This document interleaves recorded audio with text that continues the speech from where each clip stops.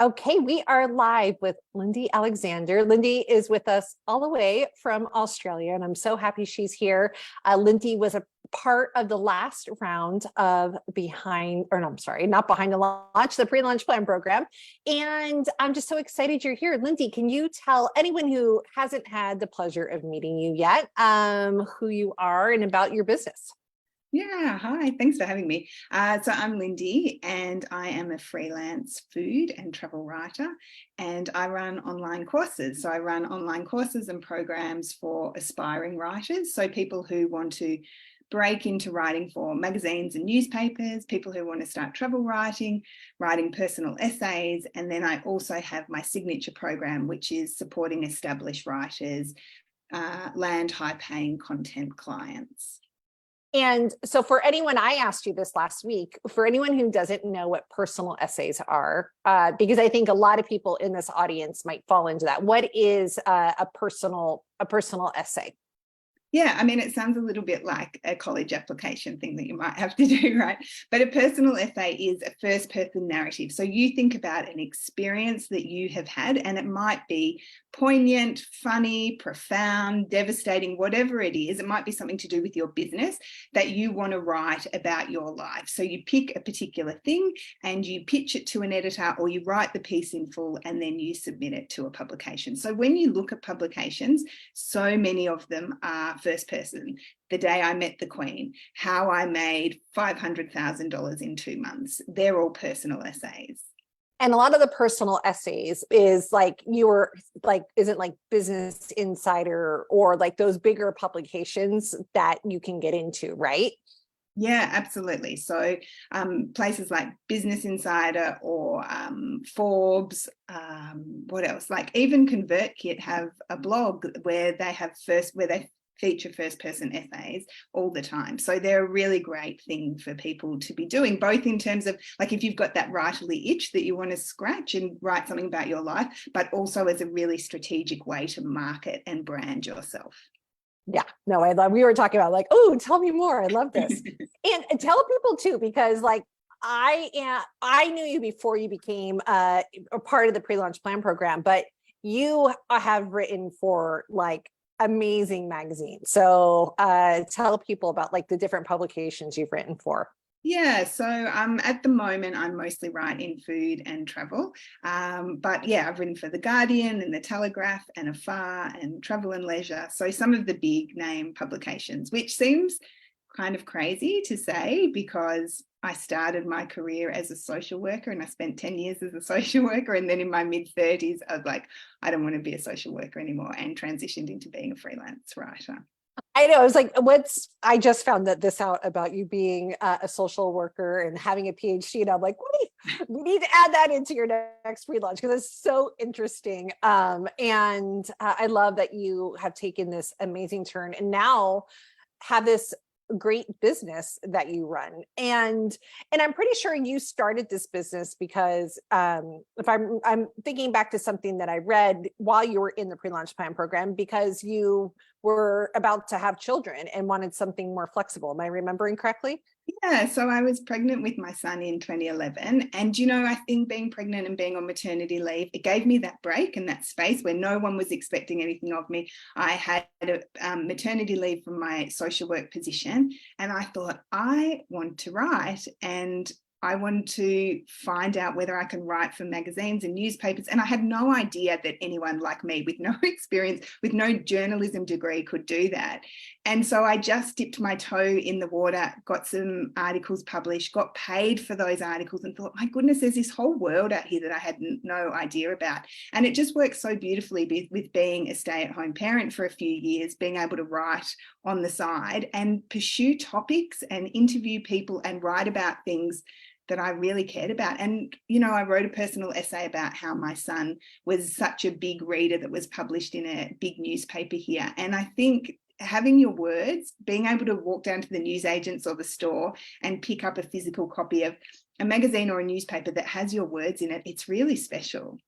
It really is. I love it. And I love your story. And I love that you became part of the pre-launch plan program, because we were talking right before we came on. Lindy wasn't one of those like, I'm the first one to sign up. There was a little bit of hesitancy around you joining. So I would love for you to talk about it. And so much so, I actually, the email, if you're on my email list, if you're watching or watching later, like I actually did send out an email about some of Lindy's hesitations today. Yeah, I did. I had a lot. And in fact, I think I'd been on your list for one launch of it. And I was just like, this is not for me, because I had all these misgivings about it. So I think one of them was, and I know that you have changed the way that you speak about it, but I know that when I read the sales page, a lot of people were talking about their spots had been sold out. Like I sold 20% of the spots, or I've got 30 spots available and I've sold 8 in the pre-launch. And my programs are self-study and there is a community aspect, but there's no cap on how many people I can enroll. So for me, I just was like, well, I don't really have a program where I can say to people, where I have that scarcity or urgency, where I can say to people, I've only got 20 spots. You want to enroll early to nab those. So I felt like in that way, I wasn't sure that a pre-launch would work for me. And the other thing was, I had this really big misconception that a pre-launch was just selling and tapping into the people that were going to buy anyway. So why would you pre-launch? Because those people are going to be the people that enroll anyway. So they were my 2 big misgivings, I think, initially. Yeah. And I love that. And I just love, this is part of the reason why I love like marketing and launching, is like listening to those. And I've done a lot of like campaigns around on quotes this week, even around like some of these discussions that we've had, and going back and looking at voice of customer. And I just think that's just such a great reminder of why talking to our people is so important, and figuring out what those hesitations are. So you decided to join. What was the thing that made you go, okay, I'm going to go ahead and do this? So I'm friends with Susan Rioch, who was she in the first round of Yes. the pre-launch plan program? Yeah. And I'd been talking to her about it. And she is this incredibly ethical person who says, I think it would be great for you, but I'm not going to talk you into it. And I was talking to her and she said to me, I just feel like you don't do any planning, which is true for your launches. You're flying by the seat of your pants. If you felt like you could make your investment back, would you do it? And I was like, yes, of course. And she was like, well, there's your answer. Like, she was like, I have no doubt that you'll make your investment back. And so I think for me, that was a huge part. And I think too, I voxed you and I had some questions about it. And I think just having those conversations in which you were really open and not pushy and not salesy at all, that made me feel really comfortable in my decision to join. Yeah. And I think it's the whole premise, right? Like, and it's people that are thinking about like the pre-launch plan program, or it's just like, this is what I show you how to do. It's just like when you can create great arguments, you don't have to have that like pressure to get people in. And I think you're a great example of that. And so once you got in, because I love the transition from your like hesitancy to you know, from our discussions, and we've worked together quite closely now, that you've ended up really enjoying and liking the program and had success in it. Okay, so can you tell people a little bit, before we even get to your launch, like what was your experience inside the program? Yeah, I'm a total convert to it. So, yeah, what was my experience? And look, one thing was a little bit tricky. And one of my other hesitations actually was because I've been in group programs before where the calls have been at difficult times for me and I would have had to get up at 4 a.m. And you just managed to work with me around that. So I felt really supported and that I just wasn't going to be an outlier in a way, like being in a different time zone. And so once I got in, there was this really supportive, amazing group of people in there, and really fascinating and different business models as well. And I think I realized when I got in there, like how deep the work goes. And I think I realized very early on, like I will get results, but I have to do the work. And there are so many opportunities for us to submit work to you and for you to look at it. but you have to take those opportunities. And I think that's where the results are, because having your feedback and your brains on our work is invaluable. Yeah, and it's something that we spend a lot of time inside the program is looking at copy, doing coaching calls, doing all these things, because it's so hard. I was joking around with Justin earlier today.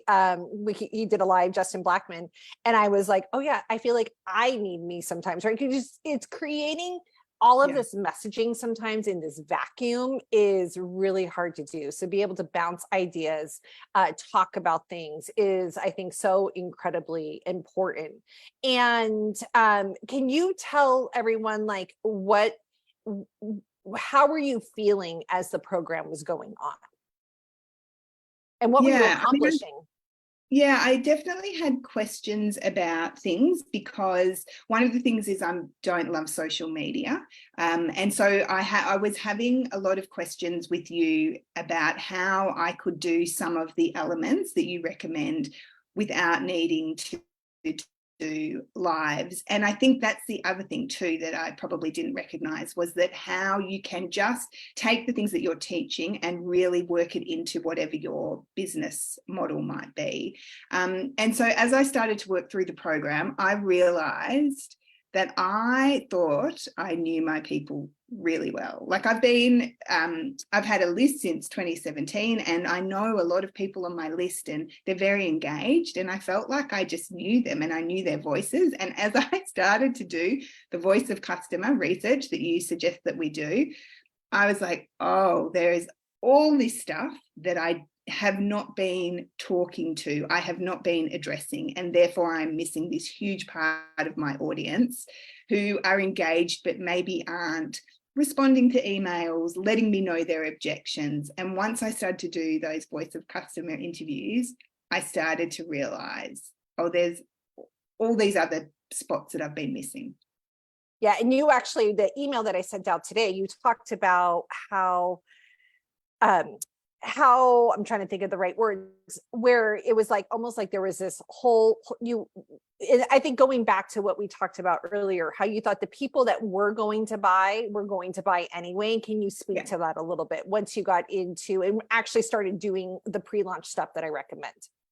Yeah, so when I started sending out those pre-launch emails, I was suddenly getting replies from people who had been on my list for like 5 or 6 years and had never replied to an email. But suddenly something in the messaging, in the stories I was sharing, in the myths I was busting, in the objections I was talking about, people were responding. And I thought, this is tapping into a whole part of my audience who are engaged but have never taken that next step to correspond with me. And so it started to bust that idea that the people that were interested in the pre-launch were the same people that were going to buy, because actually what I found was I don't think they are, and I don't think they were. And I think the pre-launch took it down a level where I tapped into a whole group of people who needed time and space, and they needed a little bit of education around seeing their own blind spots about particular things, seeing transformations of my students in a way that wasn't just a testimonial on a sales page.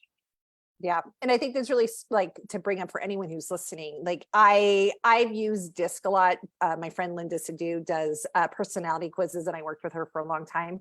So now it's kind of ingrained in me, but like half of people, about 50% of people are the S and the C in DISC, who are slow decision makers, who need that time. And it's one of the things when I talk about pre-launch that I think is just fascinating to me. It's just like, there's a whole group of people who need some time to settle in, to kind of watch, to maybe see what's going, to not feel that pressure of like doors are closing and you need to buy right now. They need that, actually, if anything, probably repels those type of people. So although if you're like me, you're a slow decision maker who procrastinates until the like doors are closing. I was funny. I was buying something recently. I'm going to a conference, and I knew on like Tuesday I was going, but I had till Friday before like the early bird went away. And I waited till Friday. Like there was something that like made me be like, okay, I'm gonna do this, but I'm still gonna like give myself a little time. So I think there's like those people in our audience that, you know, people just don't make decisions all the time in this really linear way. And so I love what you're saying about that. And then let's talk about like how did you feel when, because you were working slightly ahead in terms of getting your launch done while you were in the program. And that's not the case with everyone. Sometimes people are working on it well ahead of time. Other people, they're getting way ahead of the curve, but you were kind of working just slightly ahead. So what did that look like for you? And what did your launch look like for you? Yeah, I mean, I was working ahead, but it was really good because even though I'm not a great planner, if you give me a structure and deadlines, then I will do the work. And so I found that super useful because everything in the program is really set out. It's very clear, like the homework that you give us. No, not the homework, the fun work that you give us to do is really clear, and also you look at everything. And so I was like, I just think Brenna is a genius. So I was like, I want to get her eyes on everything I can, and so I'm going to submit everything. So I think I'd started pre-launching and I was still writing some of the last weeks of the content. And that was incredible because not only was I getting your eyes on my copy, but also when people were replying, and I was also using some of my pre-launch material on LinkedIn, which I'd never done before. I was getting cold leads on LinkedIn, being interested and having conversations. And in fact, there was one woman on LinkedIn who ended up joining my program who had only discovered me because a friend shared one of my posts, and we had some conversations. And then at one point she said, I think I'd shared the information about the cost of the program, and she was like, "Oh, I just don't think I'm at that level."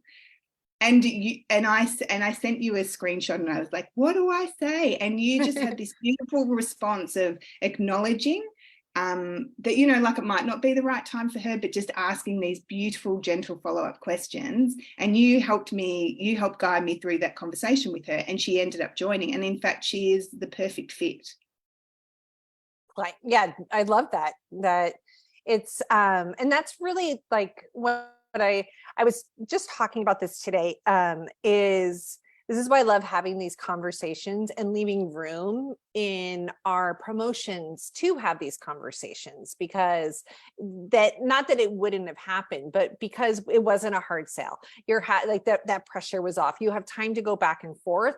It just changed that. It changes the dynamic. And it's part of the reason too, a big question I'll get about, and I know you know this, but in case anyone is listening, like I don't love doing a lot of wait lists, because sometimes wait lists don't necessarily lead to these type of conversations that you have, especially if you're someone who's, selling something that is a higher level price point. And so once you actually went into your launch, what happened? Yeah, so I should say that in the pre-launch, 3 people joined beforehand. And actually one of those was a woman that I'd done a voice of customer interview with, because I knew that she had shown interest in the past, but hadn't purchased for whatever reason. And I think actually just opening up that conversation, being really curious about where she saw the shortfalls of my marketing, that sort of thing. Like, I think that in a way that was a total benefit to having those voice of customer interviews, as well as having interviews with people who didn't purchase or who had never purchased, who I thought, you're probably not my person. And I probably have been marketing to you, but I need to change some of my language about that. So 3 people joined beforehand. And, I do feel like recently launches have been back-ended, where you'll get a flurry of people at the end. Whereas I had on the first and second day, I think I had 5 or 6 people buy, which was quite unusual for me over my last launches. And then it was pretty quiet, and then I had a flurry at the end. So I ended up selling, I think, 17 spots, which was about a 35K launch. Yeah, it's so amazing. I think in general, like, how did you feel during that launch? Did you feel differently at all? Yeah, it felt really relaxed. And also I don't do all the things that I probably should do with the launch. Like I don't do a live launch event. I don't go live on Instagram. So it's very much an email based launch for me. And I think the pre-launch felt like it did a lot of the heavy lifting, and I didn't feel like everything was dependent on 6 days of emails and trying to make sure that the right people saw those emails, because they'd had so long to just get the flavor of what it was that I was offering. Yeah. And I think that's another really important point, is like not having to rely. I'm going to do an interview in a couple of weeks with someone else, but we were just talking, and they had a little bit of like a catastrophe during their actual launch. And it's like, if you've spent all this time and haven't done all this pre-launch up ahead, that's when it can start to feel. And I'm never going to say too, like, I want to make sure, like, I don't think launches are, I still think there's a lot of pressure. There's a lot of, when it's quiet in the mid cart, like it's still, right. It's still not like easy, but I do think it does like relieve some of this pressure. So it's that you're not like scrambling and going, oh my gosh, is anyone going to buy? You already know people are buying. You already know people are interested. Yeah, and I had a list of people who had responded, who had shown interest, that I was able to follow up with. And even now, like even last night, I had an email from someone who missed out and who emailed me afterwards, and we've been having some conversation. So I feel like the benefit of the pre-launch too is not only for that particular launch, but I feel like it's really warmed people up for my next launch. Yeah, I love that. It's one of my favorite things about it. So, and so now you went from, as we wrap up here, you went from like super nervous, being a little trepidatious about joining, to joining the program. Like, what would you say to anyone if they're at the point where they're thinking like, is this the right investment? Am I going to get my ROI? Is it worth my time?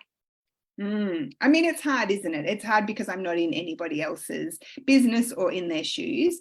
But for me, it was worth it so much, because of course, I made back my money easily, but also I think now I have like this rinse and repeat program that I can do for every single launch. So the ROI, in fact, is exponential. And I think too, for me, introducing something like a pre-launch was a total game changer. It's like pre-season training. Like when you look at football teams or basketball teams, like I was going into matches, I was going into my launches with like just a quick run around the block, the equivalent of that. And what the pre-launch does is gives you this whole pre-season training to get your body and your people warmed up. And so I think if people have been like me and maybe not necessarily strategic or planning and haven't introduced a pre-launch, it is a real game changer.